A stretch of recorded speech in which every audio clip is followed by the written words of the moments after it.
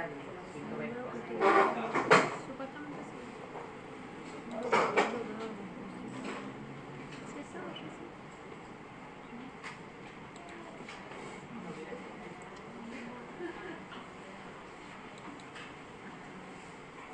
Listo. Bueno, chicos, continuemos con las clases del módulo de metodología. ¿Qué es lo que han visto ayer con Romina en cuanto a lo que es la introducción a la metodología de la investigación? ¿Qué es lo que se acuerdan? ¿Qué es lo que les ha quedado un poco de lo que es la metodología? ¿Para qué hacemos una investigación? Para llenar huecos de conocimiento, sí, y buscar aplicaciones prácticas. Bien, entonces nosotros vamos a hacer una investigación, y más en salud pública, justamente para eso, para poder obtener algún conocimiento científico, ¿verdad?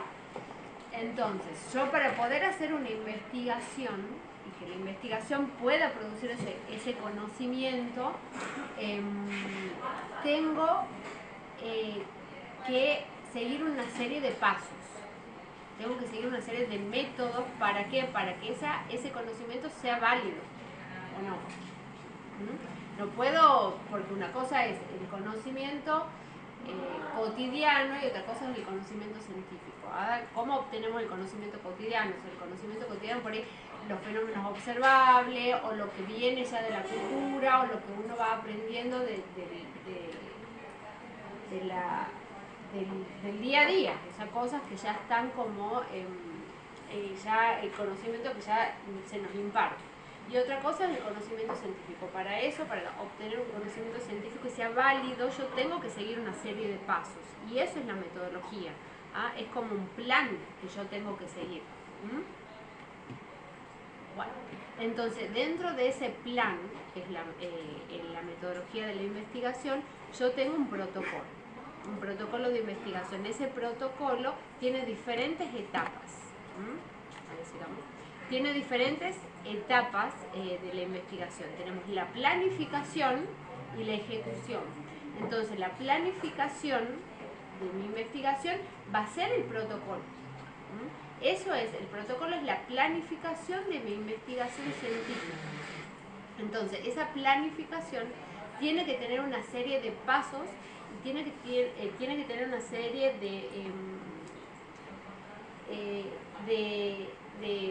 como de pasos de manera objetiva, para que yo pueda después, cuando alguna persona lo lee, o otro investigador, o quien fuere, pueda agarrar esos pasos y pueda replicarlos y pueda obtener el conocimiento también. Entonces, nosotros en lo que es el protocolo nos vamos a centrar únicamente en la parte de planificar. La parte de ejecución ya va a ser la investigación en sí, ¿no? Lo que nosotros vamos a llevar a cabo para obtener el conocimiento científico del que hablamos. Entonces, una de las primeras, de los primeros pasos que tenemos que tener en esa planificación es el planteo del problema. Entonces, el planteo de mi problema se tiene que generar a partir de alguna idea de investigación. Para que yo pueda plantear un problema, yo tengo que tener alguna idea de lo que yo quiero investigar. Entonces, tenemos las ideas de investigación, las investigaciones se van a originar en ideas de diferentes fuentes. Y la calidad no está necesariamente relacionada con la fuente. ¿Por qué? Porque a mí una idea se me puede generar, no sé, sentada en la plaza, mirando, no sé, en verano o en primavera, mirando, qué sé yo, cómo se comportan las aves en la plaza, y de repente veo que pasa, no sé, una manada, no es manada, pasa, ¿cómo se llama? Bandada. Una bandada de pájaros a las 3 de la tarde.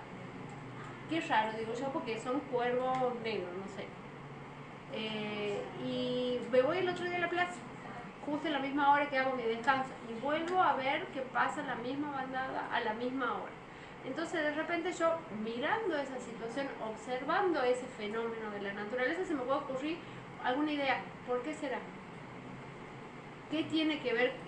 Tiene que ver el clima, tiene que ver el horario, tiene que ver la estación, lo que sea, se me puede ocurrir observando algo en la cotidianidad que tenemos. ¿Ah? O sea, por eso dice que la calidad no está necesariamente relacionada con la fuente, porque a mí se me puede ocurrir una idea observando cualquier cosa. En una charla, por ejemplo, estamos hablando, puede haber una charla y puede surgir algún interrogante de esa charla. Es válida. La fuente donde a mí se me ocurre la idea es válida. Lo que yo tengo que hacer con esa fuente, con esa idea, es ir afinándola, ir investigando. Por eso es importante la búsqueda bibliográfica para poder plantear de manera correcta la idea que a mí se me ocurre para investigar. Entonces esa idea, en todo este proceso, se va a ir afinando, vamos a ir planteando, van a ir surgiendo los interrogantes, se va a ir planteando el problema un poco más concreto. De ahí va a surgir la pregunta más clara de la investigación y de eso va a derivar el objetivo y si requiere una hipótesis. Todo este proceso es lo que nosotros buscamos, primero, lo que se busca con la investigación siempre. Y más que nada lo vamos a llevar ahora a la práctica con los trabajos en todos los años. Es que hagamos este proceso, que realmente nos podamos plantear una idea, se nos pueda ocurrir un tema de interés, una idea, planteemos el problema, planteemos las preguntas. Es mucho más rico el conocimiento que vamos a obtener haciendo así, siguiendo este proceso, que empezando con la fuente de datos, bueno, a ver qué sale, a ver qué tengo, a ver qué muestro. Bueno, dice que las ideas de investigación, las buenas ideas deben alentar a ser novedosas y servir para la elaboración de teorías y resolución de problemas. Y frecuentemente las ideas son vagas y suelen ser traducidas en problemas concretos, para lo cual se requiere una revisión bibliográfica. Lo que decíamos recién, a mí se me va a ocurrir una idea general. Bueno, a ver por qué las aves pasan a la misma hora en la Plaza Independencia. Entonces, de esa idea que se me ocurrió, ¿por qué será? Tengo que ir haciendo una búsqueda bibliográfica y tengo que ir afinando esa idea, afinando ese problema que me planteo para poder llegar a una pregunta mucho más concreta, porque acuérdense que la pregunta de investigación tiene que tratar de ser respondida.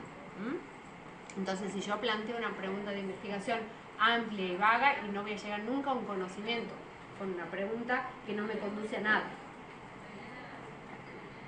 Más o menos estamos hasta ahí. ¿Seguimos? ¿Alguna pregunta, algún aporte? ¿Por ahora nada? Entonces, como decíamos al inicio, nosotros tenemos nuestro protocolo de investigación, que es la planificación de mi investigación. Entonces, como es una planificación y son unos pasos a seguir, tengo que cumplir con algunas secciones básicas. Tiene que tener un título, tiene que tener una introducción del tema, un planteo del problema, que es lo que yo voy a ver. Ese planteo del problema va a tener que tener su pregunta, su objetivo y su justificación, materiales y métodos, cronograma, presupuesto si requiere y algunos anexos. Vamos a ir viendo cada sección ahora. Por ejemplo, en el título. El título debe reflejar el problema. No tiene que ser muy extenso, debe ser preciso y conciso. De 10 a 12 palabras, algunas veces te piden un máximo de 15. Generalmente uno no debe sobrepasar esas palabras porque si no... Perdón, ¿hay un mínimo? ¿O 10 a 12 palabras más? Y eso es lo que generalmente se espera. Un mínimo de 10, medio raro, un título tiene que ser como muy cortito, no sé si porque el título tiene que... Claro, porque nosotros, a ver, en el título tenés que reflejar el problema. Si tenemos, como dice acá, si es posible debemos anticipar el diseño. Por ahí si es una cohorte, debemos anticipar un diseño, poner en el título que va a ser un diseño de cohorte o una cohorte de seguimiento. Tenemos que poner el lugar y el periodo en el que vamos a hacer la investigación. O sea, son varias información que necesitamos que el título refleje. Entonces, menos de 10, medio raro. Claro. Porque sí necesitamos información precisa que tiene que reflejar el título. Bien. Puede pasar que vos de repente me digas, has podido tener y poner en un título corto toda la información, por lo menos periodo, lugar, reflejar el problema o lo que vos vas a investigar. Bien. Por ejemplo, acá tenemos un ejemplo, dice salud bucal en niños de edad escolar en la provincia de Tucumán 2010. Tiene 1, 2, 3, 4, 5, 6, 7, 8, 9, 10, 11, 12, 13. Y mira que ya es como muy conciso. Claro. Y ya tenemos 13 palabras. Acá, ¿alguna cosa más que quieran preguntar? Los títulos muy generales también. El título tiene que ser atractivo. Estamos hablando de presentarnos, por ejemplo, en una beca. Atractivo para el lector. O sea, tiene que llamarnos la atención el título. Sin perder de vista nuestro problema, nuestro objetivo, de qué se trata la investigación. Pero sí tiene que ser un título bastante atractivo. Para que invite a leer también el artículo. Este título no sería Sí. muy general. Puede ser un poco general, pero sí te estás reflejando el problema que va a ser la salud bucal en niños, porque salud bucal es una palabra muy general. De ahí, ¿qué es lo que vamos a ver de eso? Podemos ver las caries, no sé, podemos ver algún otro problema bucal en los niños, pero ya te está hablando de un problema donde vos tu investigación se va a dirigir, en quiénes se va a dirigir, en dónde se va a dirigir y en qué tiempo se va a dirigir. Sí, es bastante general. Lo podríamos hacer un poco más conciso, en vez de poner salud bucal, poner algo más, no sé si sobre este tema habrá otros ejemplos de qué se ha tratado esto, pero creo que me acuerdo y era sobre las caries en los niños. Pero bueno, lo que yo les digo, por ahí si yo pongo caries en el coso, yo no sé si me llama mucho la atención. Quizás un salud bucal donde sí me refleja el problema un poco, Sí. que después lo vamos afinando en la introducción y en lo que es el planteo del problema, sí me llama la atención. No hay una fórmula precisa para armar esto, o sea, no es que hay una regla. Sí que tiene que ser algo conciso que me marque la información que yo voy a mostrar. Por ahí, si lo quiero hacer un poco más específico y en vez de poner salud bucal, que es un poco amplio, poner el tema mucho más específico, lo puedo hacer también, no es que hay una forma. Pero sí, lo que sí o sí tiene que estar es reflejar lo que yo voy a ver. Si yo de repente no ha pasado muchas veces, ya voy a tratar de buscar algún ejemplo de que han puesto, no sé, cáncer, no me acuerdo bien, había uno que habían puesto cáncer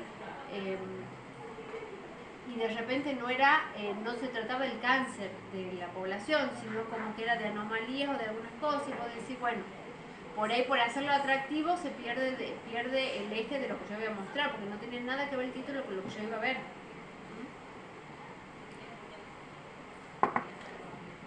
Bueno, introducción. ¿Qué es lo que tiene que tener la introducción? En el protocolo por lo menos. O sea, estamos hablando de protocolo, que es la planificación, lo que yo voy a mostrar para poder hacer después mi investigación. No es lo mismo que la introducción de un trabajo ya hecho, de una investigación ya hecha, o de una tesis, o de una tesina, o de lo que sea. La investigación, una buena introducción, acá dice que son las generalidades y los antecedentes conocidos sobre el tema. Tenemos que tener los datos referentes, los más específicos posibles, a lo que pretendo estudiar. Es un fundamento teórico, es el piso que sustenta la pregunta central, expone el razonamiento y argumentos hacia la búsqueda de la evidencia y supone de una buena búsqueda bibliográfica. Una buena introducción, que después se amplía con marco teórico, con el planteo del problema, con la justificación, con la fundamentación, pero una buena introducción tiene que reflejar qué es lo que sé del tema, qué es lo que hay, qué es lo que se conoce sobre ese tema, qué es lo que yo me pregunto, qué es el hueco de conocimiento que yo quiero tener y cómo lo voy a lograr. ¿Les queda un poco clarito?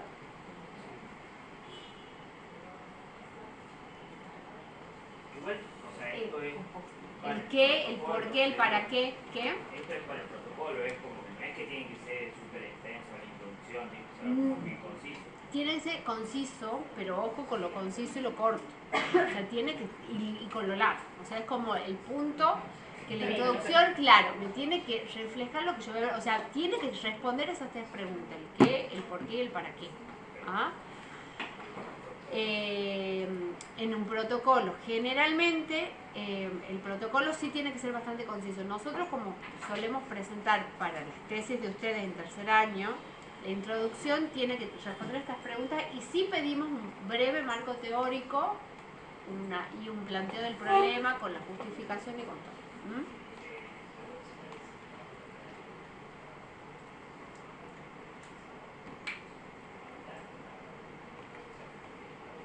En cuanto a la introducción tenemos la generalidad. Por ejemplo, la Organización Mundial, esto es un ejemplo. La Organización Mundial de la Salud ha definido las caries, ahí está, ha definido las caries dental como un proceso localizado de origen multifactorial, que se inicia después de la erupción dental, determinando el reblandecimiento del tejido duro del diente y evoluciona hasta la formación de una cavidad. Si no se atiende oportunamente, afecta la salud en general y la calidad de vida de los individuos de todas las edades. Y ahí tenemos la referencia.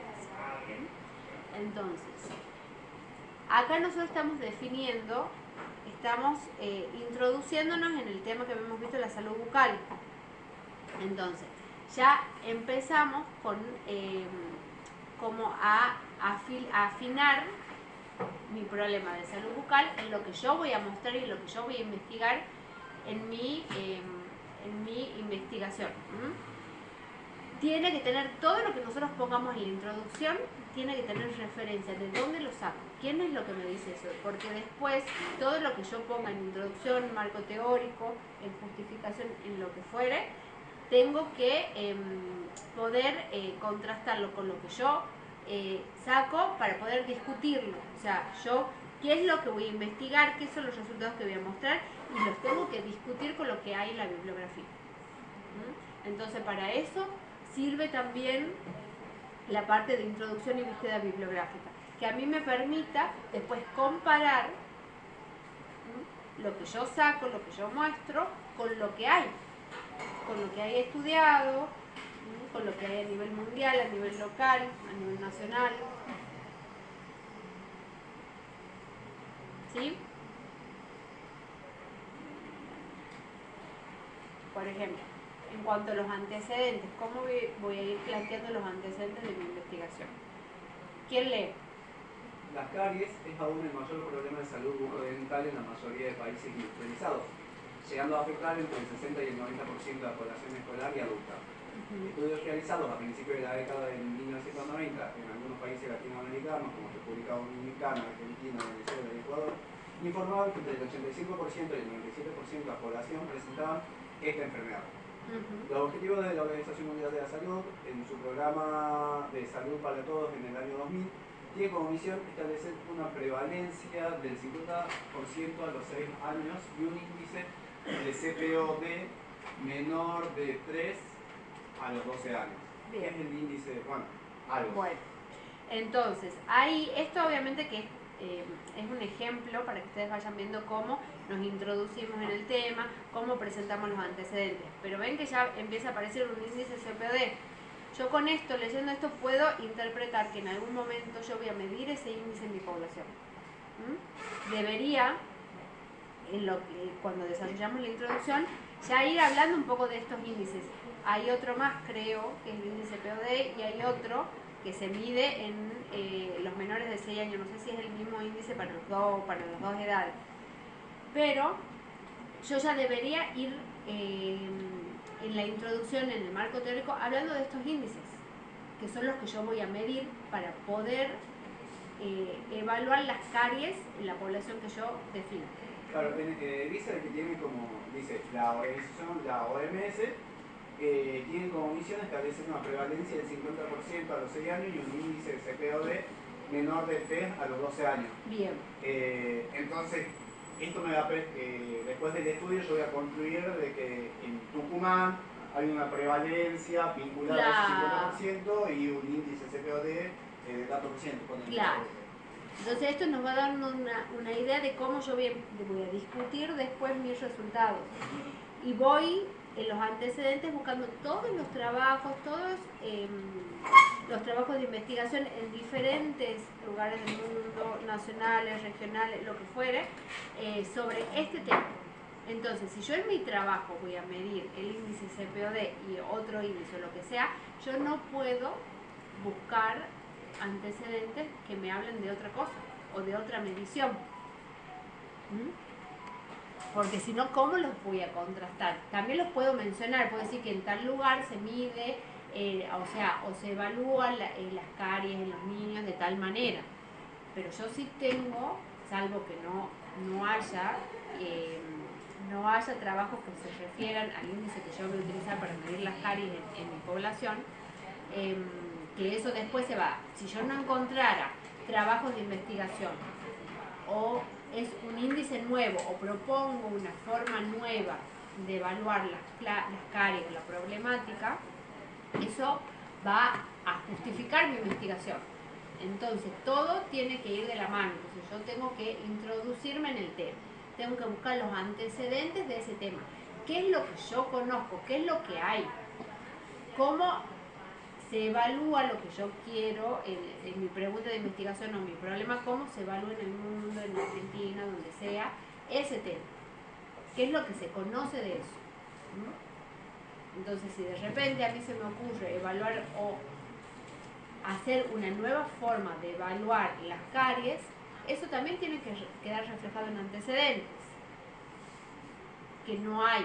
Tiene que quedar reflejado el hueco de conocimiento. El hueco de conocimiento no solo es algo nuevo, no solo es decir, bueno, no hay esta forma que yo propongo. Simplemente el hueco de conocimiento puede generar en mi población, no se conoce lo que mundialmente se conoce. No solo es algo que no se conoce en ningún lado, sino que yo con mi investigación quiero evaluar el estado bucal de mi población y que no se sabe, o que en Tucumán no se hizo, o que lo que sea, o en una región específica de Tucumán, o en un grupo poblacional específico. Entonces, generalmente no es algo que no se sepa, sino que a nivel local no se sabe, no hay datos claros o lo que sea. El hueco de conocimiento no es solo que yo voy a encontrar una nueva forma de evaluar, no, necesariamente no tiene que ir por ahí, ¿sí?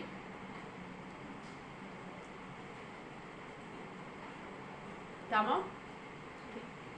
¿Qué se les ocurriría, por ejemplo? ¿Algún ejemplo?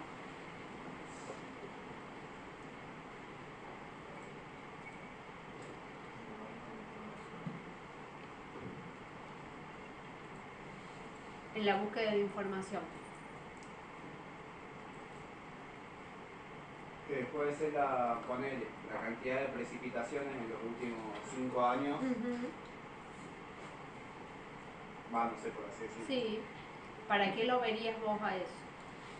Entonces, para llevar un registro histórico a lo largo de muchos años e ir comparando cómo fue cambiando a lo largo de los años. Claro. El llevar un registro es una actividad que vos vas a tener para cumplir tu objetivo. Claro. Entonces, ¿cuál sería tu objetivo en eso, por ejemplo? ¿Para qué te va a servir tener Suponiendo, yo quiero saber si aumentó o disminuyó la cantidad de precipitaciones por año. Bien, ¿para qué lo querés saber? y para poder hacer un pronóstico para el otro año? Exacto. Entonces, a vos esa información, vos querés ir viendo cómo se comporta en Tucumán las inundaciones, las precipitaciones o lo que sea. Entonces, si yo quiero saber o estar preparado o hacer un pronóstico de los próximos años sobre las inundaciones que puede llegar a haber en Tucumán, voy a necesitar todas las precipitaciones que hubo en el último 5 o 10 años. ¿Para qué? Eso me va a permitir, ¿para qué? Que la justificación, permitir armar alguna política o algún plan, como estamos viendo ahora, de inundaciones o de lo que fuere, que me permita a mí estar estar alerta o saber qué es lo que me podría llegar a esperar, ¿m? Y actuar sobre eso y tener las acciones ya pensadas o coordinadas para ese evento. Entonces, llevar un registro es la actividad que me va a permitir a mí cumplir con el objetivo que yo tengo de investigación. No es un objetivo en sí mismo. Claro, ahí está. Entonces, cuando ya nosotros por lo menos tenemos planteada una generalidad de la introducción, tenemos algunos antecedentes y algunas cuestiones teóricas que tenemos que dejar en claro sobre el tema o la idea de investigación que nos hemos planteado, vamos al planteo del problema, ¿ah? Más concreto. Entonces, ¿cómo plantear el problema? Es afinar y estructurar más formalmente la idea de investigación. Requiere términos concretos y explícitos, que sea susceptible de ser investigado. Fundamento de la necesidad de realizar la investigación. Presenta los vacíos de conocimiento. Es lo que hablábamos recién, tiene que ser un argumento convincente. Un problema correctamente planteado está parcialmente resuelto. Entonces, con todo lo que yo investigo en la búsqueda de información, en los antecedentes, qué es lo que se sabe, qué es lo que hay, qué es lo que es más o menos el tema que estoy planteando, la idea de investigación que tengo, con toda esa búsqueda bibliográfica a mí me va a permitir ir planteando un problema mucho más concreto. O sea, mi idea de investigación se va a ir transformando de a poco en un problema más real, en una pregunta más concreta que yo voy a poder llevar a cabo y voy a poder contestar con mi investigación. Entonces, yo en el planteo del problema tengo que dejar evidenciado justamente esto, qué es lo que no se sabe o qué es lo que yo voy a buscar, qué es lo que yo voy a investigar. Yo ya sé esto. Entonces, yo planteo mi hueco de conocimiento. ¿Qué es lo que yo no sé? ¿Qué es lo que quiero investigar? Y después viene la justificación, el para qué. Pero entonces, el planteo del problema tiene que quedar reflejado lo que yo quiero hacer, lo que a mí me interesa. Por eso tiene que ser concreto. Porque si no también caemos en esto, que es lo que decía Fer, me decía que no hace falta algo muy extenso y tienes razón, porque si yo me voy a un problema, a un planteo del problema muy extenso, se pierde el eje de lo que yo quiero ver. O sea, de repente digo, bueno, pero ¿en qué estábamos? ¿Cierto? ¿Qué es lo que yo conozco y qué es lo que yo quiero mostrar? Si yo no tengo en claro lo que quiero mostrar, nada del resto de lo que hago en mi investigación va a estar claro. ¿Ah? Si yo no tengo clara mi pregunta, nada de lo que yo planteé va a estar claro. ¿Por qué? Porque si yo no tengo mi pregunta, por más que no siempre le escribamos, ojo, ¿no? O sea, nosotros sí acá le escribimos y le solemos poner, pero hay veces que en los trabajos de investigación, en la revista, no es que ustedes leen la pregunta de investigación, pero la pregunta de investigación no está escrita, pero se tiene que entender con el planteo, la introducción y el planteo del problema que yo leo.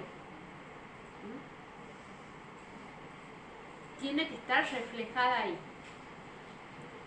Entonces, nosotros, si yo no tengo un buen planteo del problema y una buena pregunta, de por sí no voy a tener un buen objetivo planteado, porque no sé qué es lo que voy a ver, y no voy a tener una buena metodología tampoco, porque si yo no tengo un buen objetivo, no tengo un buen diseño, y así vamos, no tengo unas buenas variables, no tengo una buena población, o sea, y así vamos como acarreando el error, o no el error, sino acarreando esto que no sabemos en dónde estamos parados y lo que vamos a mostrar. Ni siquiera sabemos lo que queremos ver, entonces, si no sabemos lo que queremos ver, ¿qué es lo que vamos a buscar?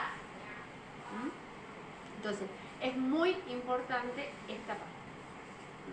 Más que el diseño, yo me puedo esmerar en hacer un diseño, como han visto con Elena, la generan los diseños, un diseño de cohorte, yo quiero hacer esto y quiero hacer, y lucirme con el diseño, y lucirme con el tratamiento estadístico que le dé a mis datos y todo lo demás. Pero si yo no sé qué voy a mostrar, todo eso no tiene sentido. ¿Por qué? Porque no es válido.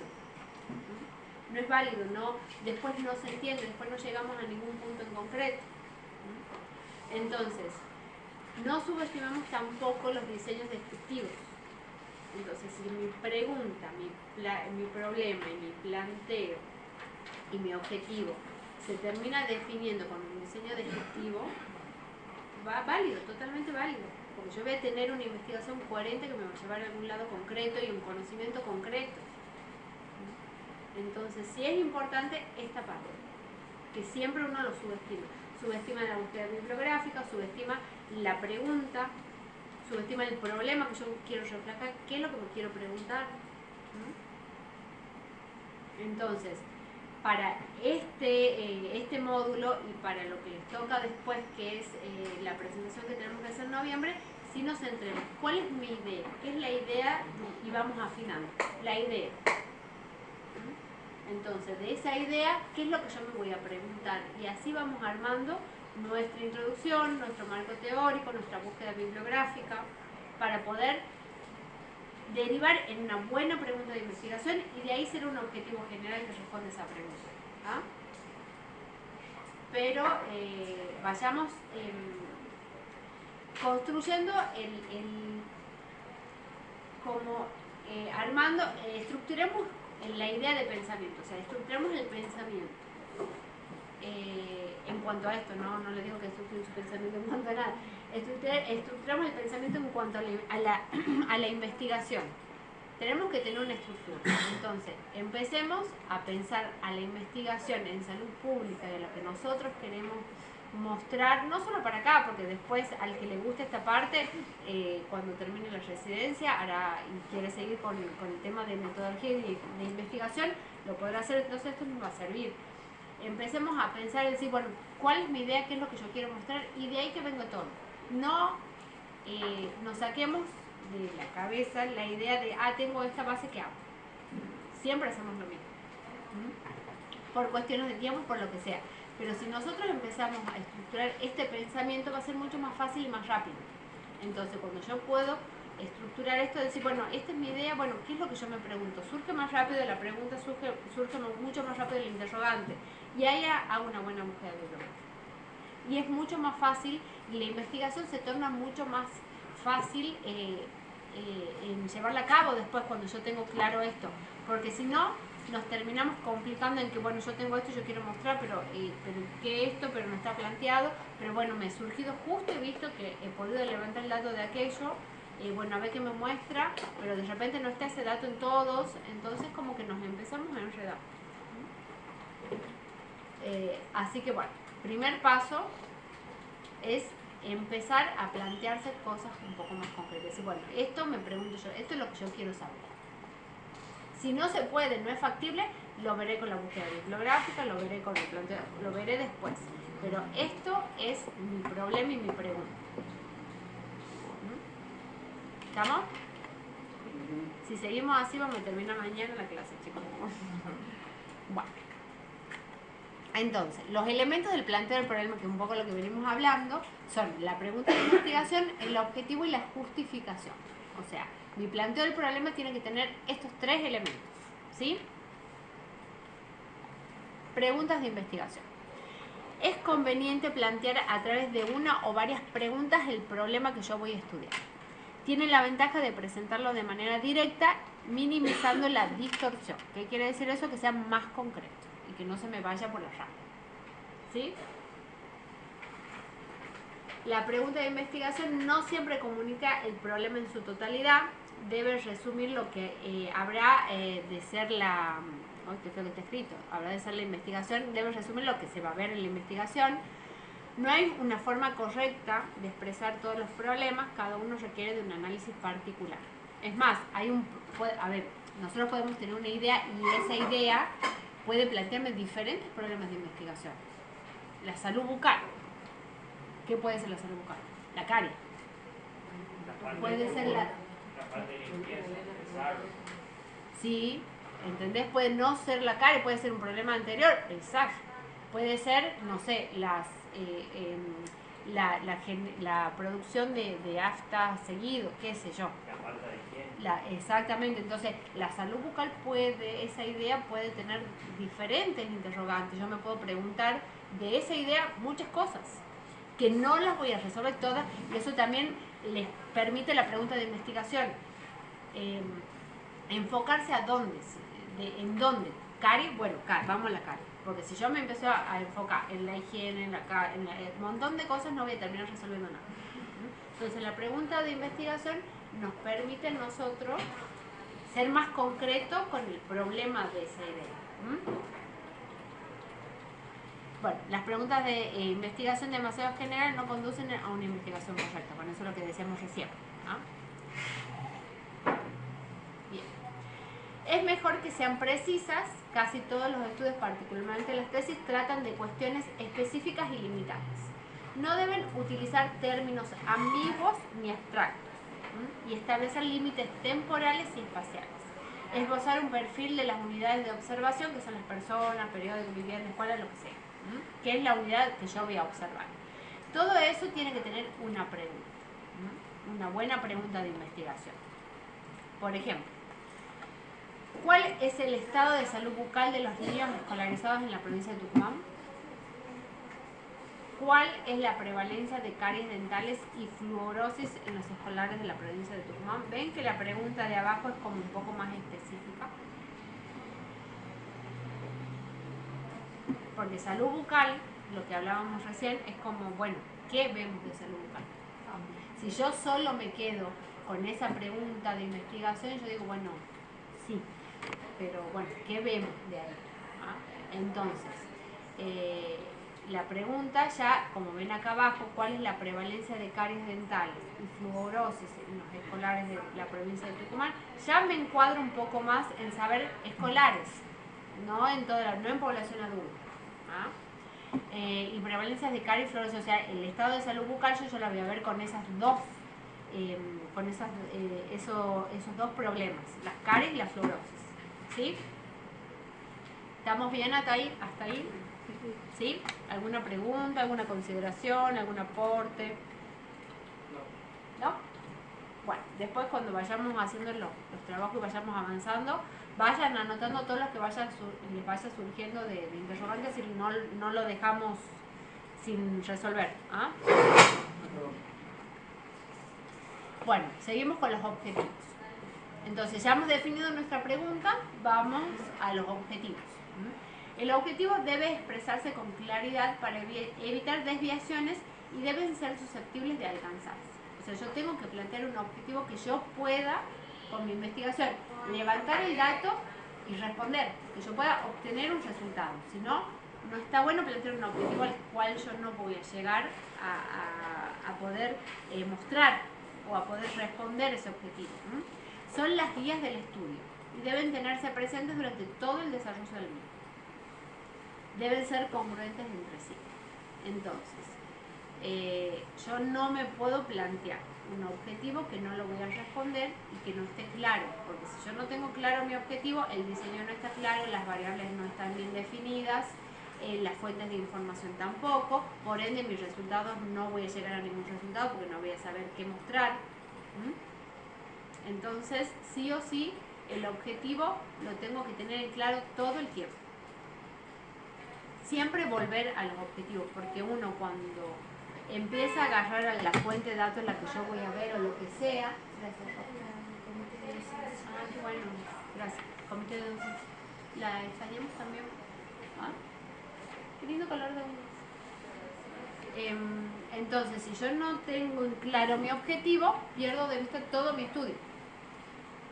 Entonces, a la hora de ir a levantar los datos, de llenar mi base de datos, de decir, bueno, a ver, voy a buscar esto, cómo lo voy a buscar, la fuente de datos, todo lo que sea, siempre presente el objetivo, para no perder de vista mi investigación. Por ejemplo, tenemos el objetivo general y los objetivos específicos.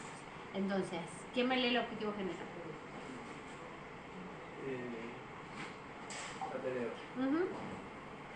Conocer el estado de salud bucal de la población de niños de 5 y 12 años que concurren a escuelas públicas de la provincia de Tucumán durante el periodo 2010. Ese es objetivo general. Sí. Objetivo específico.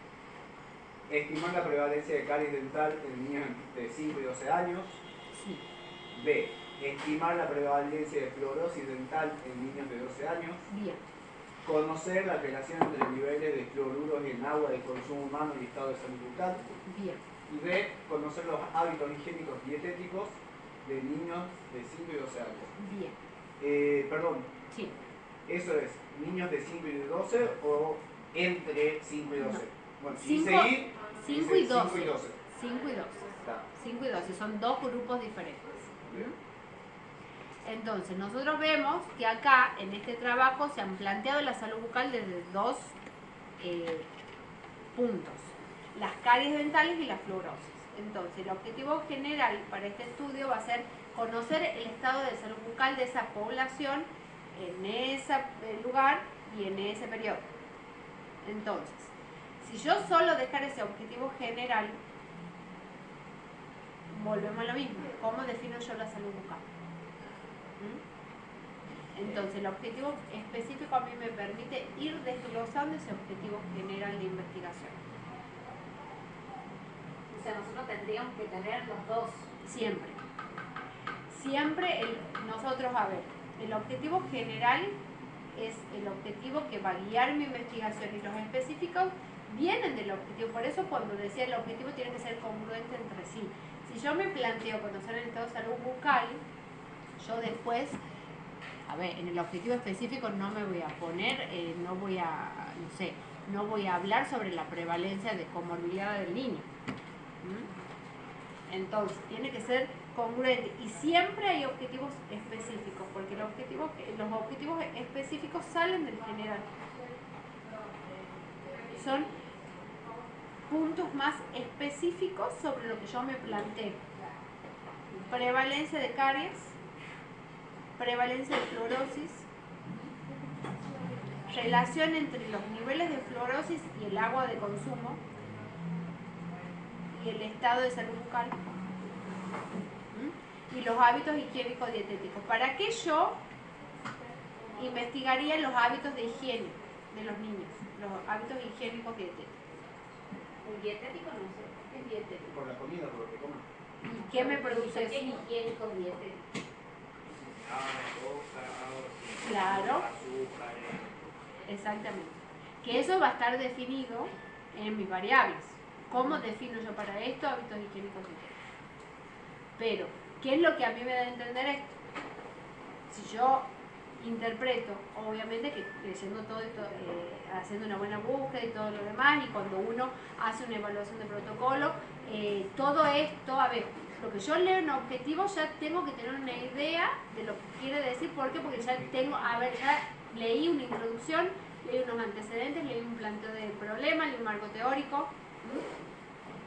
Entonces yo ya llego acá con conocimiento de lo que quieren ver y qué es lo que va. Entonces, un hábito higiénico dietético me permitiría ver a mí las caries.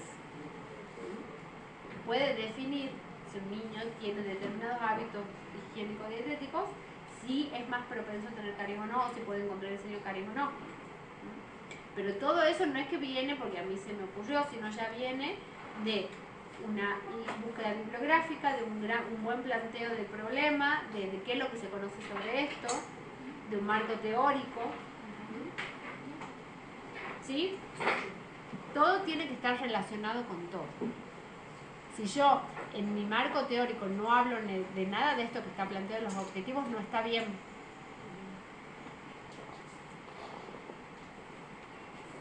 No es adecuado. Si yo en el marco teórico en la introducción, marco teórico, antecedente, me tiene que dejar reflejado lo que yo voy a encontrar en los objetivos. ¿Por qué? Porque me refleja el problema que yo quiero ver. Entonces el objetivo va a ser una respuesta a ese problema que yo planteé. Entonces, si no está planteado este problema, estos objetivos no serían coherentes. ¿Ah? ¿Vamos bien hasta ahí? Sí. ¿Alguna pregunta? ¿Alguna consideración? Fede. Sí, pero no es relacionado. No es relacionado a esto, ¿qué es relacionado? Bueno, paremos. Bueno, sí, paremos. Sí. A ver cómo te lo formulo. Ajá. Bueno, vamos a ver un poco más Bueno. rápido, chicas, porque si no, Elena me va a Está-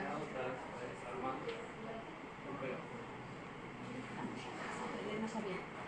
Sí, decir. O sea, podemos plantear un problema y no tener la solución. ¿Para qué plantear el problema? A ver. ¿De qué animal? Yo creo que Nosotros sí. no, de investigación clásica. No, Para ese el es problema, decir, Pasa que en realidad para ver eso ¿para qué más en investigar? algo, pero más en algo para, o sea, la investigación. No, pero ¿para qué investigarías? Vos te planteas un problema. Y tu problema lo planteas para investigar, para Bueno. llegar a algo, Ujú. ¿verdad? Entonces, Claro. ¿a dónde Ah. quisieras llegar? Bien. Bueno. ¿Para qué hacemos? ¿Para qué hacemos eso? Bueno, el asunto es que, parto de esto, ¿no? Bueno, en Sí. realidad, el asunto es que en algún tiempo yo he cultivado hongos y me puse a investigar sobre las propiedades de estos hongos. Sí. He encontrado informes en los cuales, por medio de estudios, Sí. agentes que habían consumido, tomaron una muestra de una población, Sí. a la cual le hicieron consumir, Sí. es más, la población era pacientes con cáncer terminal, ¿bien? Porque estaban sometidos a elevados niveles de estrés, depresión, ansiedad y qué sé yo. Y en la terapia, después de haber consumido los hongos, a lo largo del tiempo, al cabo de las mediciones fueron a lo largo de 6 meses, por medio de test, determinaron de que sus niveles de densidad, depresión y ansiedad disminuyeron considerablemente y regularmente a lo largo del tiempo con una sola vez de haber consumido. Yo supongo de que eso podría reducir incluso los niveles de intoxicaciones medicamentosas que en general se dan por las benzodiazepinas, que son, Bueno, eso yo podría deducir, ahí es donde vos deberías hacer algo para ver si realmente, no deducir, nosotros no podemos deducir. y tampoco puedo llevar a cabo el experimento, porque yo creo que necesitaría autorización porque hay un marco legal con respecto... Siempre necesitas autorización, aún sean de fuente secundaria. Siempre, todo protocolo, todo proyecto de investigación, sea cual sea descriptivo, sea experimental, más los experimentales, mucho más, tienen que pasar por un comité de ética, siempre. Así yo hago una simple encuesta. Todos los trabajos tienen que pasar por comité de ética. Entonces, obviamente, hay otras cuestiones éticas mucho más profundas cuando se trata de otros tipos de diseño que son los descriptivos, que son los experimentales. Vos, si te lo quisieras plantear y hacerlo, deberías armar tu protocolo, tener consideraciones éticas, que sea evaluado por un comité de ética y lo podrías hacer. Bien. Entonces, están los trabajos experimentales. Nosotros no tenemos experiencia en eso. No tenemos experiencia en los trabajos experimentales porque no hacemos. Yo nunca hice un trabajo experimental. Pero sí hay instituciones que hacen ese tipo de trabajo, más con farmacología. Entonces, Y ahora la pregunta es, ¿tiene incumbencia esta temática que estoy planteando? Porque, o sea, ahora se me ocurre decir, bueno, que esto podría reducir las intoxicaciones medicamentosas, es mi hipótesis. Entonces, por eso digo, la pregunta es si me puede servir esto como proyecto y después ir evaluando.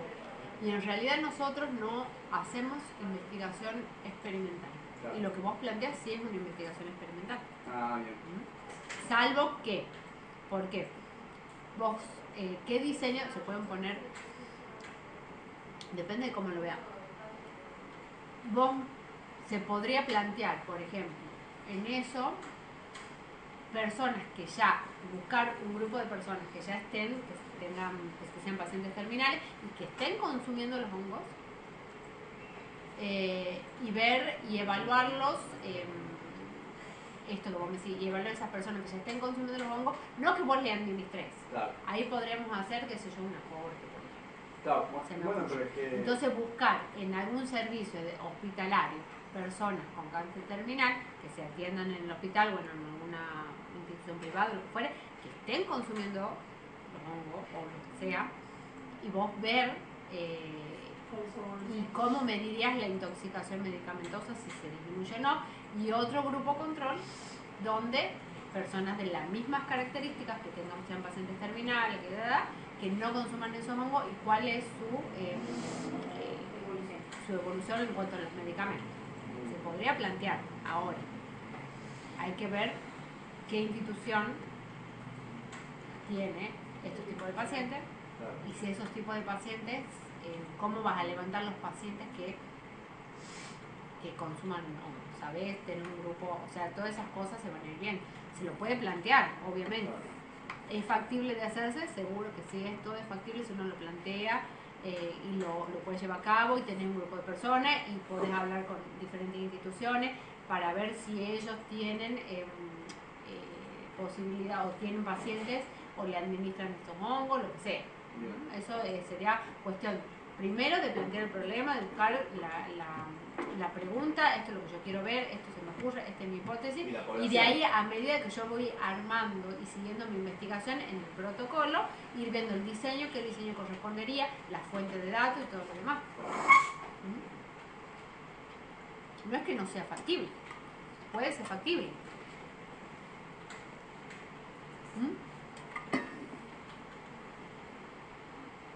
Bueno,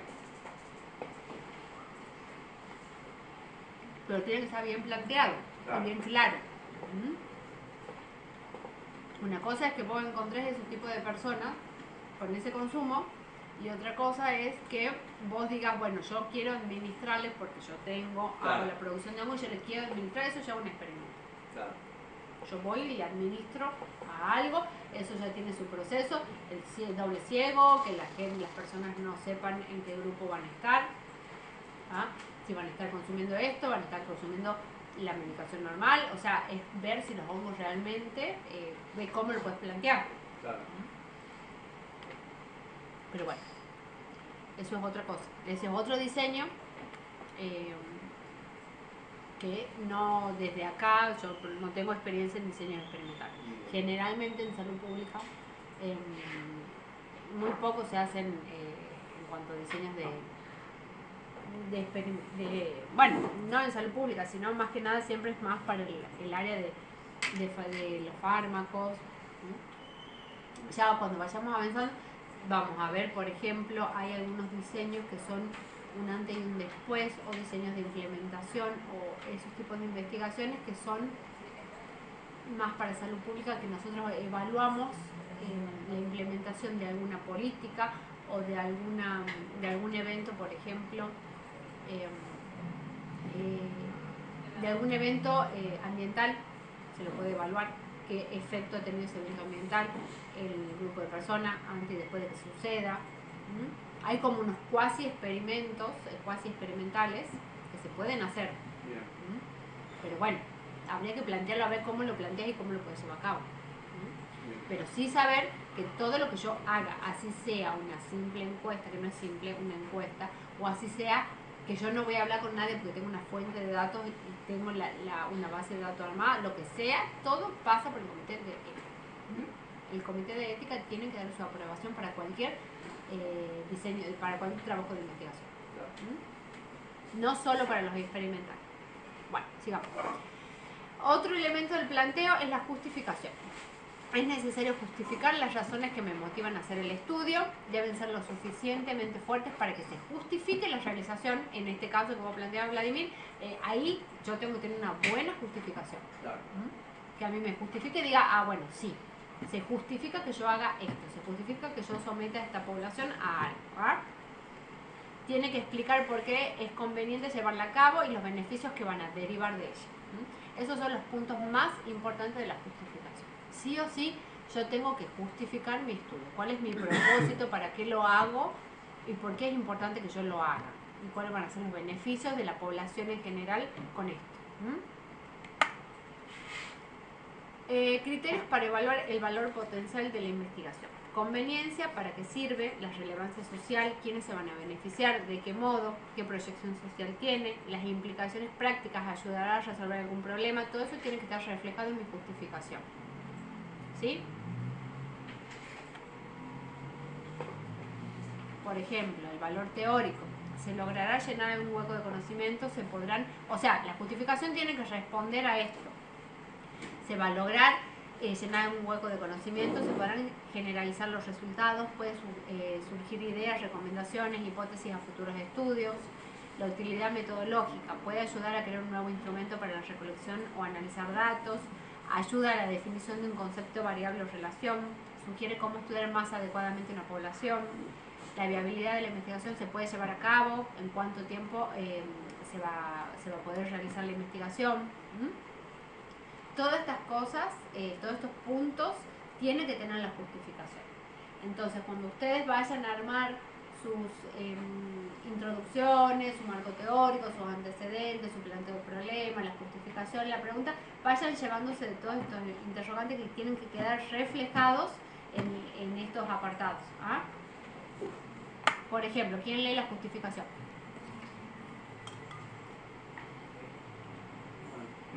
¿Alguien más que no sea Vladimir? ¿Quién la va a leer a la justificación? ¿La lee? Leer la justificación. Ah. El ejemplo. ¿Yo? Lo que quieran. ¿Veo? El estado de salud bucal repercute en la salud integral del niño y en el proceso de aprendizaje. La prevención primaria en la eliminación temporaria y en la niñez asegura bienestar en la vida cotidiana y en las relaciones sociales. Los costos invertidos en la prevención son menores en relación a lo ocasionado por el tratamiento de las lesiones, sin contar con el ausentismo laboral o ausentismo ocasionado por complicaciones de una dentadura en malas condiciones. Por los antecedentes expuestos, es necesario conocer la situación epidemiológica actual del estado de salud bucal de escolares en la provincia de Tucumán para implementar intervenciones de prevención por impacto poblacional. Obviamente, todo esto está sacado de un estudio por partes, pero dentro de toda la justificación, venido leyendo la pregunta, en el objetivo, es coherente. ¿Se justifica o no? ¿Qué piensan ustedes?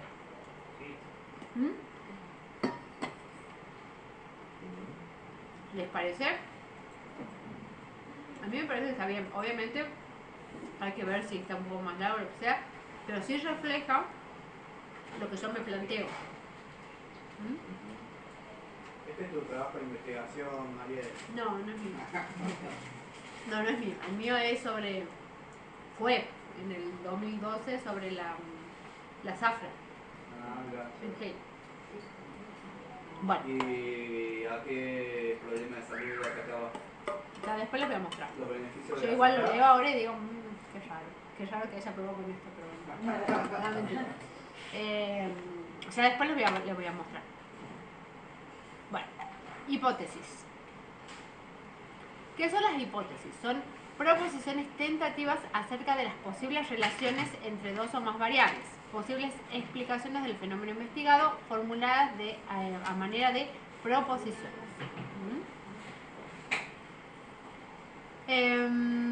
Las hipótesis son afirmaciones, se las escribe en afirmativo. ¿Ah? Yo estoy afirmando, que es lo que supuestamente voy a contrastar. Simbolizan HI o H1, H2, H3. A veces no se tienen hipótesis. No nos indican lo que estamos buscando o tratar de probar. No necesariamente son verdaderas, es decir, el investigador al establecer sus hipótesis desconoce si serán o no verdaderas, pero se las escribe en afirmativo. ¿Ah? Es una afirmación. Hay diferentes diseños. No todos los diseños tienen hipótesis. Los diseños observacionales no llevan hipótesis. Otra cosa diferente a la hipótesis de investigación son las hipótesis estadísticas. No vamos a entrar ahí, pero no es lo mismo. Hipótesis nula, ustedes ya de R2 han visto algo, hipótesis nula, hipótesis alternativa. Sí, algo de eso ya me han escuchado. Esas son hipótesis estadísticas, no son hipótesis de investigación, no se me confundan. Las hipótesis de investigación van para diseños analíticos, diseños en los que yo voy a poder contrastar esa hipótesis, en los que yo tengo un grupo control, ¿sí? Un grupo control y un grupo caso, ¿sí? Bien. Apartado de materiales y métodos. Este apartado de materiales y métodos, esta sección de materiales y métodos, tiene que contener el diseño de estudio, la población objetivo, los criterios de inclusión y exclusión de esa población, el ámbito de estudio, el tipo de muestreo, las variables que yo voy a estudiar, las actividades de los instrumentos, los procedimientos, el análisis estadístico, si tengo limitaciones y las consideraciones éticas. Todo eso tiene que tener materiales y métodos. Todo esto lo voy a tener en claro si yo tengo en claro mi pregunta y mis objetivos. Bien, en cuanto al diseño, es lo que ya habían visto las generalidades con Elena y lo que vamos a ir viendo a lo largo del módulo son los diferentes tipos de diseños que podemos tener. El diseño de estudio es el tipo de diseño de investigación que se va a plantear para poder aplicar en la investigación. Ya sea un descriptivo transversal, un ecológico, un reporte de casos, una serie de casos, un analítico como caso y control, una cohorte o un experimental. ¿Sí? Ese es el tipo de diseño de estudio. Se realizará, por ejemplo, acá dice, seguimos el ejemplo con lo de caries, se realizará un estudio descriptivo de corte transversal. Consistirá en el examen de niños de ambos sexos concurrentes a escuelas seleccionadas de la provincia de Tucumán. ¿Sí? ¿Estamos?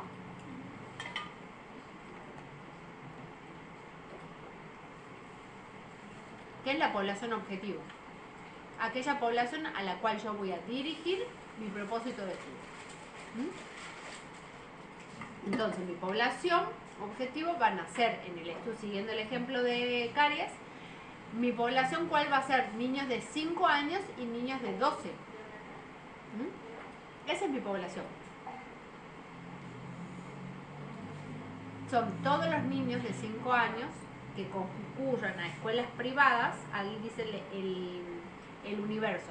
Los niños de 5 años que concurren a escuelas privadas, primarias públicas de la provincia de Tucumán y de 12, en las mismas condiciones. No estamos hablando de los niños de 5 años de toda la provincia de Tucumán, porque estamos delimitando nuestro universo en las escuelas primarias públicas.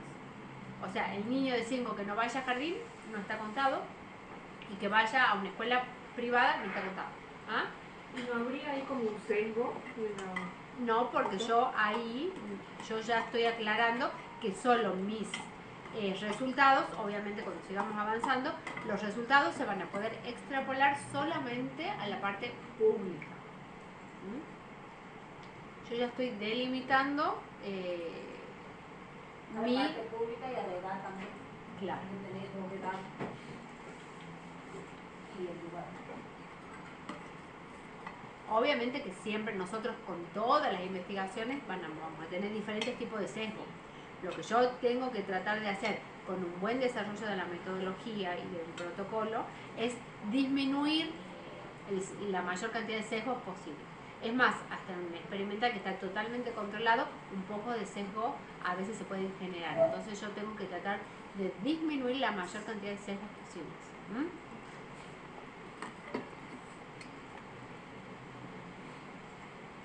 Materiales y métodos.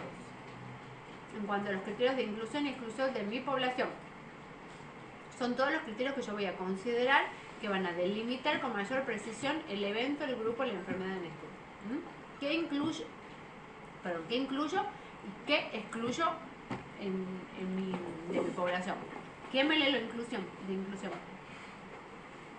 Todo niño o niña que presente nota de consentimiento informado firmado por los padres o tutores cumpla con las siguientes condiciones.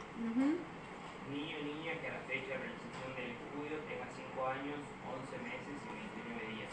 Sí. Niño o niña que a la fecha de realización del estudio tenga 12 años, 11 meses y 29 días. Sí. ¿Y exclusión? Síndrome genético que no tengan desarrollo dentario esperado acorde a la edad. Rechazo a participar del estudio por parte de los padres o tutores. Bien. ¿Les parece importante el consentimiento informado? Forma parte de mi población. O sea, siempre cuando se trata de los niños. No. También. Bueno, Todas claro, para los niños el consentimiento de los padres y para la persona que lo vaya a llevar a cabo, para la población individual, sí. Exactamente. Eso, sea lo que sea, es un criterio de inclusión y de exclusión. El que no tenga la autorización no se lo puede incluir en el estudio. en ningún estudio. Te escuchaba y ahí con respecto a los niños, Ujú. no tendría que decir que tenga al menos 5 años, 11 meses y 29 días. Tiene que tener tiene que estar en la fecha de realización, tenga 5 años, 11 meses como máximo. O sea, vos estás buscando la población de 5 años. Claro, en el sentido de que, 5 años y medio. claro, Claro. que puede ser 5 años y 2 meses también va. Sí, también va. Pero por no eso se digo, pone en entonces menos. falta como una palabra, un conector más, para que sea, o por lo menos, que diga por lo menos 5 años, 11 meses y 29 O días. hasta, en realidad. O hasta, Es claro. hasta, porque Puede ser tiene hasta. que ser- Porque si no me da la sensación de que pide exclusivamente niños de 5 años, 11 meses y 29 días. Está bien esa observación. Sí, yo Hasta. empecé, o sea, yo entendí así como que lo buscaba específico en esa edad, Sí, es que en parece. esas edades. No, sí sería está bien. Claro, porque un día más ya no entra. Pero tampoco Claro. puede ser hasta. Desde 5 a Porque 5. el hasta incluye todos los niños, desde que Claro. tienen su primer día de 6 meses hasta. Claro, 5 desde años. 5 Sí. años hasta Está bien. 5, 11, Sí, 29. se lo podría dejar un poco más claro. Vamos a ver si está en el tema de variables definido. Y sí, excluir, por ejemplo, esto que es importante, síndromes genéticos. ¿Por qué? Porque esto aparentemente podría no hacer que los niños desarrollen su dentadura como corresponde a la edad. Entonces eso sí sería un gran riesgo, sesgo que nosotros tenemos que controlar. Porque Claro. si no, eso va a influir en el resultado que yo pueda llegar a encontrar sobre el tema de caries en esos niños. Bueno. El ámbito de estudio. Descripción de las características poblacionales, geográficas, sociales que sean de interés a la investigación. Escuelas públicas de la provincia de Tucumán. Ese es mi ámbito. Ya está. Acá, en ámbito de estudio, no me interesa saber si Tucumán tiene la flora, la fauna, no. Mi ámbito de estudio son las escuelas públicas de la provincia de Tucumán. ¿Sí? Hay que delimitar, no hay que irse por las ramas. Porque si no, se pierde el foco. Eso siempre tengan en cuenta. Muestra.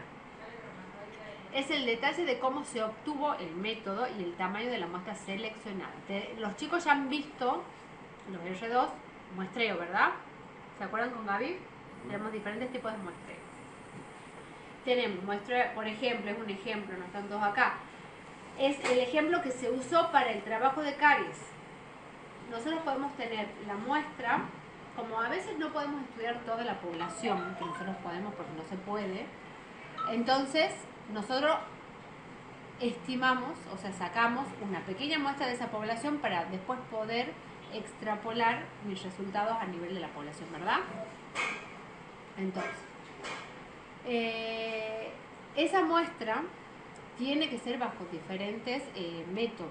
O sea, yo no puedo decir, porque se me ocurre a mí, me saca 3 personas y no. Eso tiene sus métodos, tiene sus pasos, tiene todas unas consideraciones para que yo pueda, esa muestra sea válida, para que yo mis resultados después los pueda extrapolar y pueda hablar de la población. ¿Sí? Entonces, tenemos diferentes, no vamos a entrar en eso, tenemos diferentes tipos de muestreo. Muestreos, por ejemplo, muestreo aleatorio, lo han escuchado, muestreo aleatorio, muestreo por conglomerado, muestreo sistemático, ¿sí? Muestreo multietápico, no sé, muestreo por conveniencia. ¿Qué es un muestreo por conveniencia? Generalmente uno usa ese muestreo por conveniencia y está bien y hay que ponerlo. Porque a veces yo no puedo, no tengo acceso a poder realizar un muestreo aleatorio simple, por ejemplo. Entonces, por conveniencia van a hacer la captación de todas las personas que lleguen a una consulta y que quieran participar del estudio en determinado periodo de tiempo. Yo por ahí no voy a poder calcular cuántas necesito y hacer, bueno, necesito 50, entonces me voy al consultorio y digo, bueno, a esta sí le hago, cada 3 hago una, no tengo esa posibilidad. Entonces, un muestreo por conveniencia se puede utilizar cuando no tengo la posibilidad de hacer otro tipo de muestreo. Eso lo van a ver más adelante, más completito. Pero hay diferentes muestreos y tiene que estar puesto en el protocolo qué muestreo utilizo yo. y qué muestra tengo, ¿sí? Este trabajo utilizó muestreo aleatorio por conglomerados.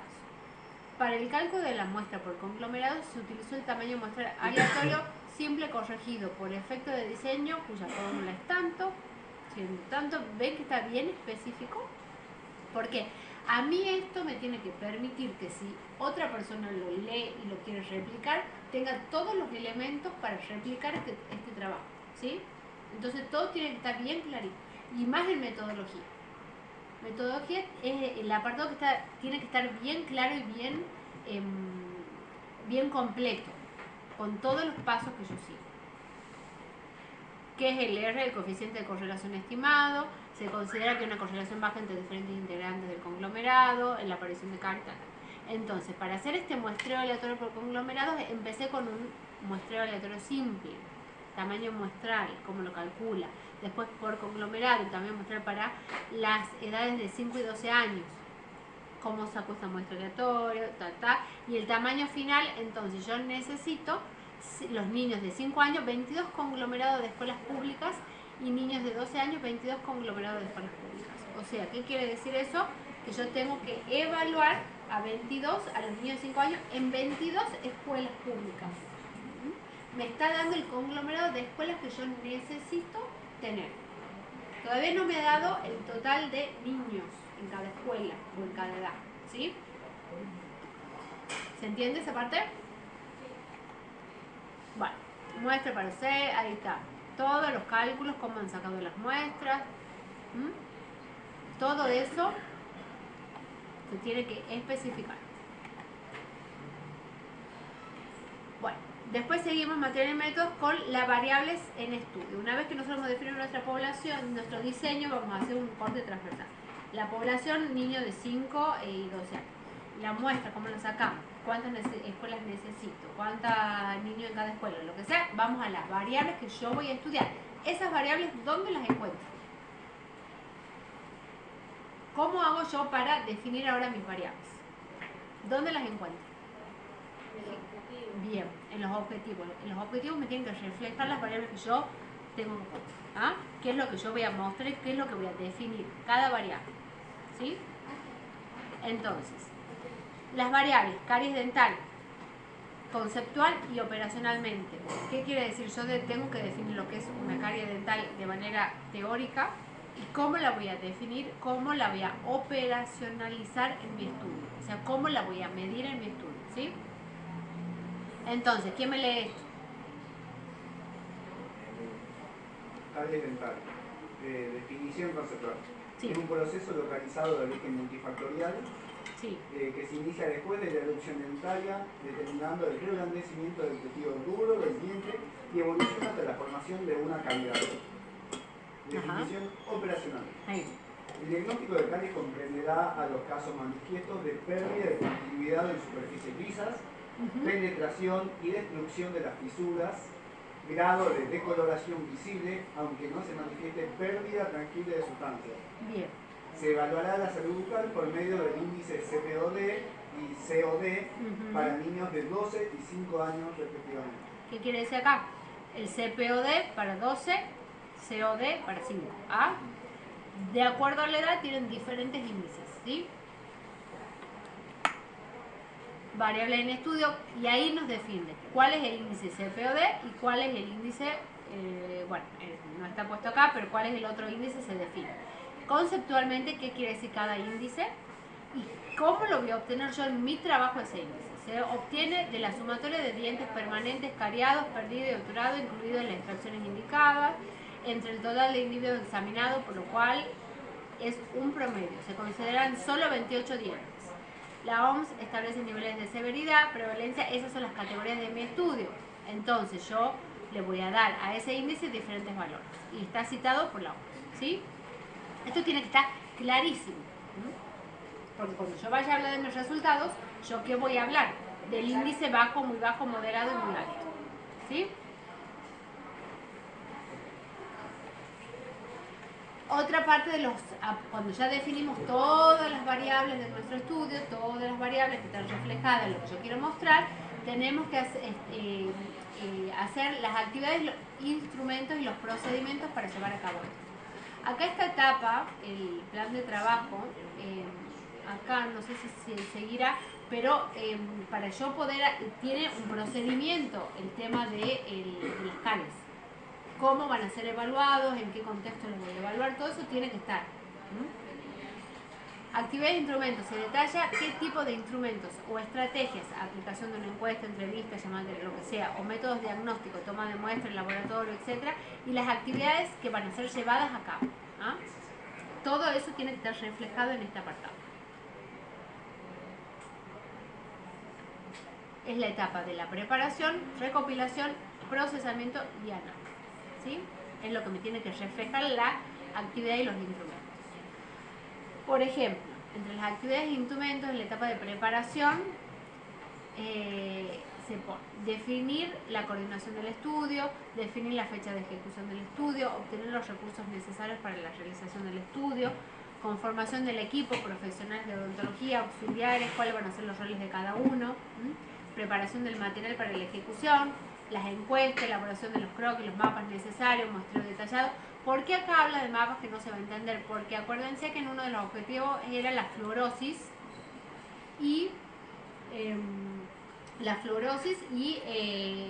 ver con la cantidad de flúor en agua, ¿sí? Entonces este trabajo también lleva su parte ambiental. Está medio reducido los ejemplos. Después tenemos otras las actividades y los instrumentos que se tiene que se hizo en este trabajo de CARES, fue la calibración de los prestadores de la salud bucal. ¿Para qué? Para que nosotros podamos evaluar esa cantidad de niños en todas esas escuelas, no lo hizo una sola persona, se armó un equipo. Un equipo de odontólogos para que puedan evaluar la salud bucal de esos niños. Entonces, para eso, ¿qué es lo que yo tengo que hacer previo a mi estudio? Tengo que hacer un trabajo de calibración, o sea, buscar un gol estándar. ¿Por qué? Porque yo tengo que asegurarme, para disminuir el sesgo, que todos los prestadores o todas las personas que formen parte del equipo sepan hacer el mismo trabajo y tengan la misma visión para evaluar la CARES. ¿Sí? Porque si no, voy a ir yo y voy a decir, este tiene el índice CPOD muy bajo. Va a ir el otro y te va a decir, tiene muy alto. Entonces yo me tengo que asegurar que esas personas tienen, o sea, puedan evaluar de la misma manera ese índice, ¿sí?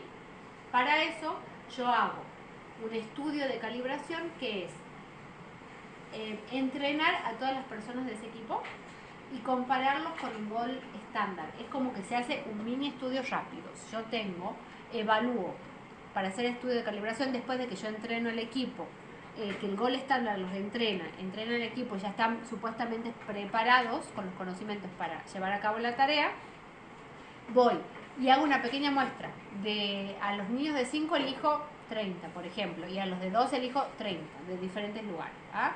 Entonces va el gol estándar, los mide, le hace ese trabajo, los mide el índice en cada uno, el que corresponda, las caries, todo lo que fuere, y van a esa misma persona, cada uno de los prestadores que yo entrené, a ver si el índice, a ver si ese resultado es parecido al que sacó el gol estándar o no, o se asemeja.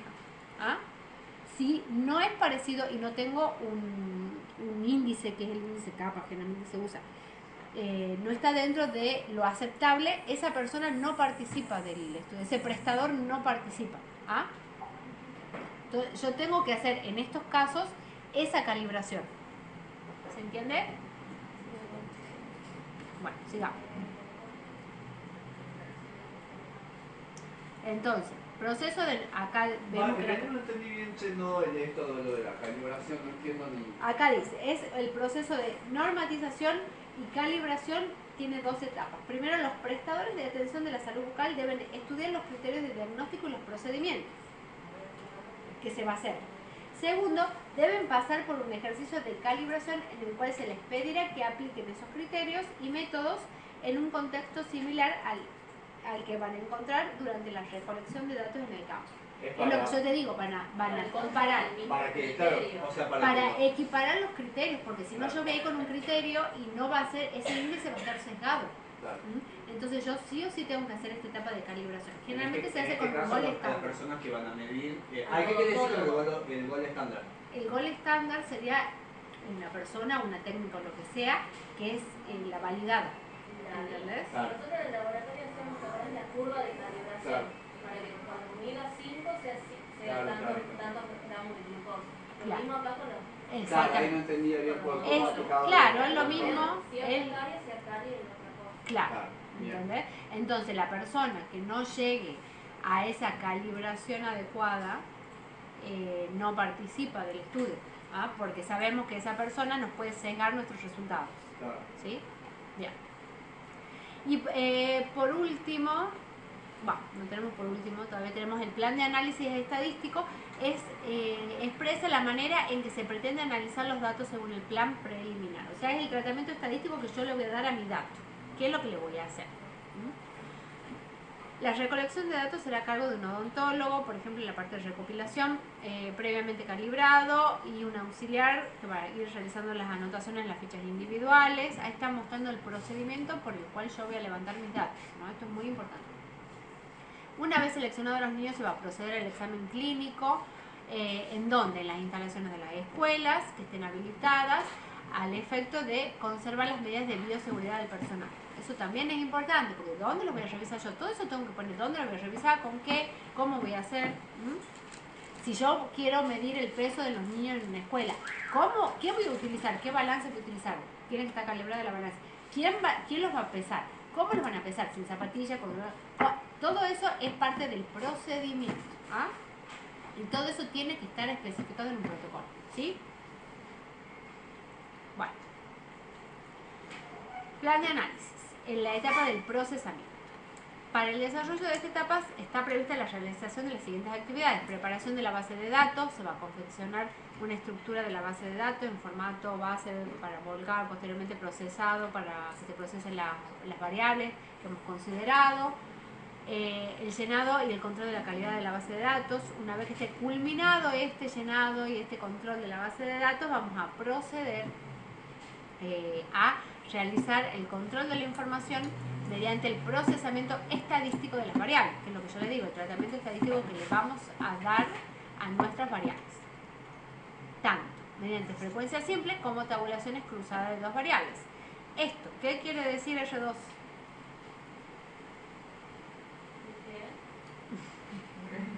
Procesamiento estadístico de las variables.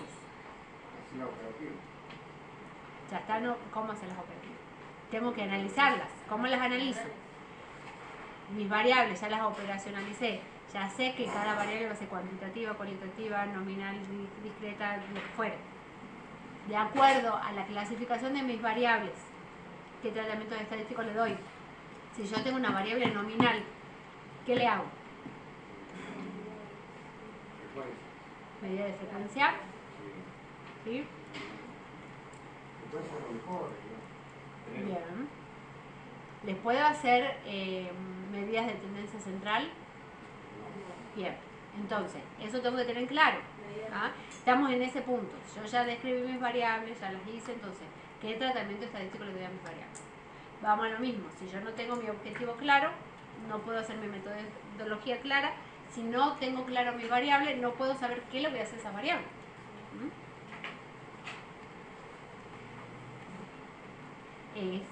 Acá estamos en la etapa de análisis. Se iniciará una vez realizado el control de calidad. Se supone que se cuenta con una base de datos que está depurada y lista, o sea que ya está limpia, está revisada, que es lo que estamos haciendo con la base de dengue. Estamos limpiando esa base de dengue para poder analizarla, ¿verdad? ¿Sí? ¿Sí? Bien. Entonces, una vez que yo ya tengo eso, voy a aplicar la estadística descriptiva y relacional. El procedimiento se va a realizar en qué software, cuál voy a utilizar. Todo eso tiene que estar descrito en esta etapa de análisis, ¿sí? Bien. Ya terminamos y seguimos. Material y métodos, limitaciones del estudio. Tenemos las consideraciones éticas. Esto es algo que siempre tiene que estar, por más que sea un trabajo de fuentes secundarias, lo mismo tengo que tener mi resguardo ético y lo tengo que poner en mi protocolo, ¿sí? El resguardo ético, las consideraciones éticas nos garantizan los aspectos éticos de la investigación. Aquel que se refiere al derecho de las personas a ser adecuadamente informadas respecto al alcance del estudio, a los objetivos, a la metodología, a los riesgos, los beneficios, a todo lo que implique la participación de esa persona si se requiere la participación de las personas, porque por ahí si es de fuente secundaria no voy a requerir la participación de los individuos. Tengo ya los datos de alguna base. Asimismo, todos los sujetos deberán saber que son libres de retirarse del estudio en caso de que lo crean necesario, sin que esto tenga consecuencias sobre su persona. Con relación a esto, se entregará a todos los padres o tutores un consentimiento en el que se van a detallar los alcances de la investigación. Solo podrán participar en este estudio aquellos niños cuyos padres expresen, comprendan y firmen el consentimiento. Será sometido al comité de ética correspondiente. ¿Sí? Esto es siguiendo el ejemplo de la salud bucal. Las limitaciones metodológicas del diseño. Acá sí es importante expresarle y siempre es importante expresar si tenemos limitaciones metodológicas. ¿Sí? Como todos los estudios transversales, los resultados del presente se podrían encontrar limitados por aspectos inherentes al diseño. Siempre las limitaciones podemos tener las que son limitaciones metodológicas o limitaciones de otra índole, o recolección de datos, lo que fuera, ¿sí? Uno de los más importantes se relaciona con la ambigüedad temporal que se presenta al medir la relación entre el inicio de la exposición y el momento en el que se presenta su efecto, entre otras cosas. Importante incluir el cronograma en un protocolo de investigación, porque a mí eso me permite evaluar si están los tiempos y los plazos que ustedes se proponen son factibles de ser cumplidos. Yo con esto evalúo si es factible de que ustedes lleven a cabo todo lo que me han dicho, en el tiempo que me han dicho. Más allá de ser un requisito, es una forma de autocontrol, así que eso también les sirve a ustedes para ponerse los plazos, muy importante. Presupuesto si se requiere, hay estudios que no requieren presupuesto, hay otros que sí. Entonces se debe incluir los gastos estimados en materiales, traslados, recursos humanos, según quien se presente el protocolo, deberá no incluirse, capaz que la persona que presente el protocolo como director o lo que fuere, no se incluye dentro de este presupuesto, lo que es recursos humanos. En ocasiones es un requisito importante tener solicitud de becas, apoyos de instituciones. Por ejemplo, yo estoy acá en esto. Para hacer un protocolo sobre cáncer, yo tengo que pedir una beca al Instituto Nacional de Cáncer, que me apoya con plata. ¿Tenés una beca? Sí, la estoy haciendo. Estoy haciendo, no entremos en detalle. No entremos en detalle que el cronograma no me lo cumplió mucho. Bueno. Referencias bibliográficas, siempre todo lo que yo diga tiene que tener sus referencias. Yo tengo que poder citar todo lo que yo escribo en mi protocolo. No deben ser publicaciones muy antiguas, generalmente 5 años, pero nos podemos, dependiendo del tema, extender hasta 10. ¿Sí? Formato Vancouver, hay otro formato, pero nosotros generalmente usamos el Vancouver, del formato APA, pero el más fácil y investigaciones en salud pública generalmente se utiliza este formato. Y si se accede por internet, es bueno agregar la fecha de acceso a cuando yo la busqué, cuando yo la cité. ¿Sí? Bien, anexos. Podemos incluir los instrumentos que vamos a utilizar, como las encuestas, las planillas, cómo voy a levantar los datos, todo lo que sea relevante. Material de lectura relevante, metodología de valoración, parámetros de desarrollo, todo lo que yo necesite que esté claro en mi protocolo lo puedo anexar. El consentimiento informado sí, las notas a autoridades, cualquier otra cosa que sea importante para mi presentación. Nuestros protocolos, ¿cuáles son? Vayan pensando. Bueno, no tenemos tiempo de seguir porque Elena ya viene en breve y necesitamos ver algo más. Levántense, den una vuelta y si está la Elena aquí.